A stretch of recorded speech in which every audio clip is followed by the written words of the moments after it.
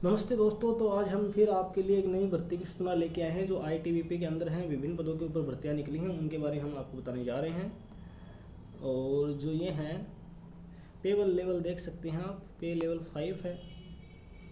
एक सेकंड, पे लेवल है 5 है, ठीक है। पे लेवल 4 है और पे लेवल 3 भी है। पे स्केल मान लीजिए, लेवल मान लीजिए, एक ही बात है।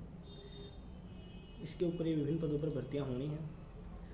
तो देखिएगा भर्तियां हैं किस किस की। सबसे पहले बात करते हैं एएसआई। एएसआई है, लेबोरेटरी टेक्नीशियन है। एएसआई में रेडियोग्राफर है, ओटी टेक्नीशियन है और फिजियोथेरापिस्ट है, ठीक है। आगे चलते हैं तो हेड कांस्टेबल हैं। हेड कांस्टेबल की जो भर्तियां हैं, पद देखिएगा बिल्कुल ही नामात्र के पद हैं। जो पद हैं बिल्कुल ही नामात्र के हैं।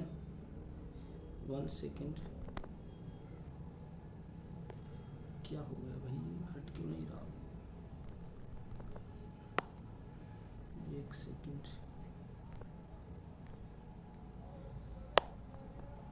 नहीं यार, थैंक यू। इंतज़ार करने के लिए आपका बहुत बहुत धन्यवाद।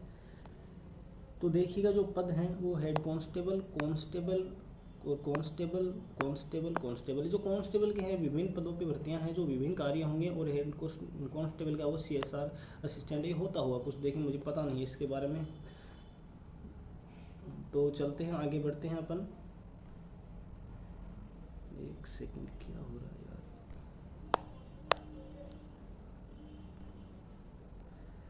आगे चलते हैं। एप्लीकेशन फ़ीस है वो 100 रुपीज़ रहनी है इसकी। देखिएगा यहाँ पे साफ साफ लिखा हुआ है 100 रुपीज़ है एप्लीकेशन फ़ीस होगी। और वो भी है जो शेड्यूल कास्ट है, शेड्यूल ट्राइब कास्ट हैं और जो एक्स सर्विस मैन हैं और जो फीमेल्स हैं उनके लिए है ये फ़ीस लगभग 0 है। लगभग क्या 0 ही है, क्योंकि इनका जो भी है वो ई मित्र के ऊपर अगर आप फॉर्म अप्लाई करवाते हैं तो वो केवल वो चार्ज लगेगा, इसके अलावा आपका कोई चार्ज नहीं लगना है। और अगर आप मोबाइल से अपना फॉर्म अप्लाई करते हैं या खुद का पर्सनल लैपटॉप वगैरह है तो जाहिर सी बात है आपका कोई चार्ज नहीं लगेगा। आगे चलते हैं, आगे देख लेते हैं एलिजिबिलिटी कंडीशंस क्या क्या रहेंगी। तो एलिजिबिलिटी कंडीशंस हैं वो अपन देख लेते हैं क्या क्या रहनी है इसमें।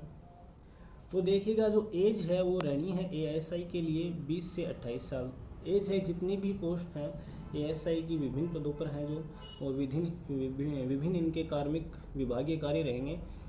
एज है सेम है, 20 से 28 ही रहनी है, ठीक है जी। और जो क्वालिफिकेशन होनी चाहिए एजुकेशन के मामले में वो आपकी है 10+2 और ये रहनी है फिजिक्स, केमिस्ट्री एंड बायोलॉजी, तो ये भी सेम रहनी है, ठीक है।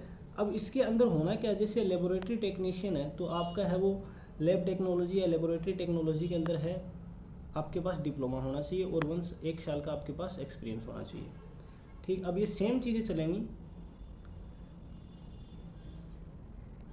आप देख पा रहे हैं जो जैसे असिस्टेंट सब इंस्पेक्टर है, रेडियोग्राफर है, इसके लिए आप देख पा रहे होंगे कि रेडियो डायग्नोसिस के अंदर आपके पास डिप्लोमा होना चाहिए।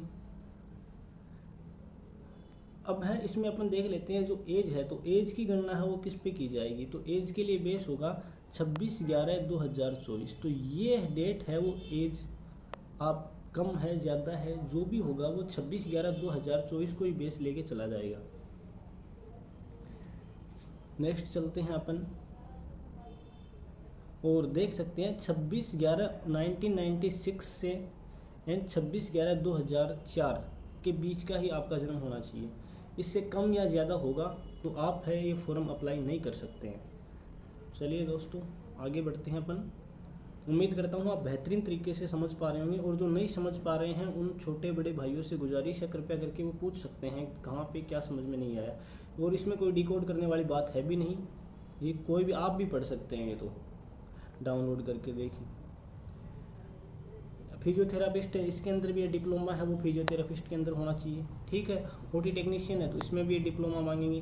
तो बेसिकली बात ये है कि आपके पास अगर कोई डिप्लोमा है तभी आप एएसआई की ये जो पोस्ट निकली हैं इनके लिए आप एलिजिबल हैं, वरना आप एलिजिबल नहीं हैं। तो आपका वीडियो देखने का भी देखिए कोई फ़ायदा नहीं है अगर आप एलिजिबल नहीं हैं तो। लेकिन वीडियो देखना एक फ़ायदा ज़रूर है कि आगे जो वैकेंसीज हैं, जो हेड कांस्टेबल है, उनके लिए आप, मैं मानता हूँ, एलिजिबल होंगे ही होंगे।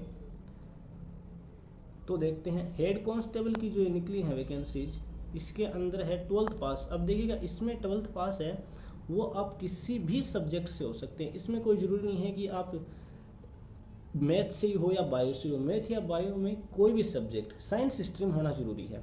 एज है इसके लिए 18 से 25 है, ठीक है। उसमें थी 20 से 28, इसमें कर दिया एज 18 से 25। आगे बढ़ते हैं अपन।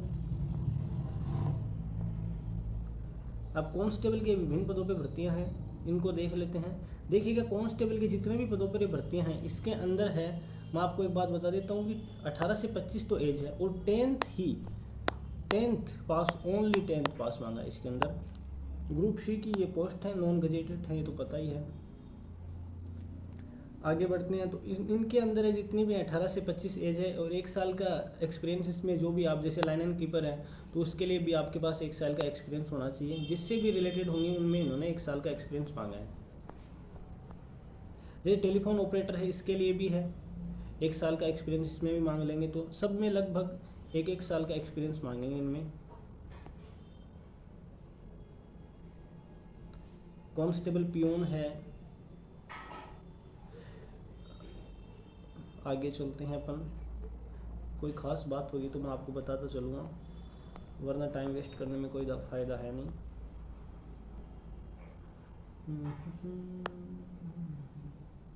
ये अच्छा, ये है एज की बात की गई है यहाँ पे। कांस्टेबल, जितने भी कांस्टेबल की वैकेंसी हैं उनकी बात की गई है। तो इनकी एज की गणना है वो की जाएगी 27/11/1999 और 27/11/1999 और 26/11/2006। तो इसके बीच का जो कैंडिडेट होगा वही है इसके लिए एलिजिबल होगा, और वरना आप है अप्लाई नहीं कर पाएंगे।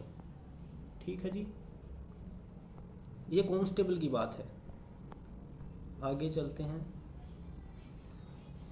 अच्छा, एप्लीकेशन है वो शुरू कब से होंगी, तो आप देख सकते हैं 28 अक्टूबर 2024। ठीक है जी, 28 तारीख को है ये ऑनलाइन एप्लीकेशन है। 28 तारीख से आप फॉर्म फिलअप कर सकते हैं। जो लास्ट डेट होगी वो होगी 26 नवंबर। अच्छा खासा टाइम रहेगा, लेकिन मैं आपको सजेस्ट करना चाहूँगा कि पहले आप फॉर्म भर दें।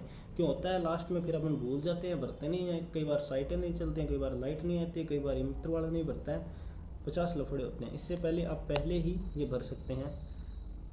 उम्मीद करता हूँ सारी चीज़ें आपको मैंने बता दी हैं। तो थैंक यू वेरी मच। अच्छा लगा तो वीडियो को लाइक कर सकते हैं।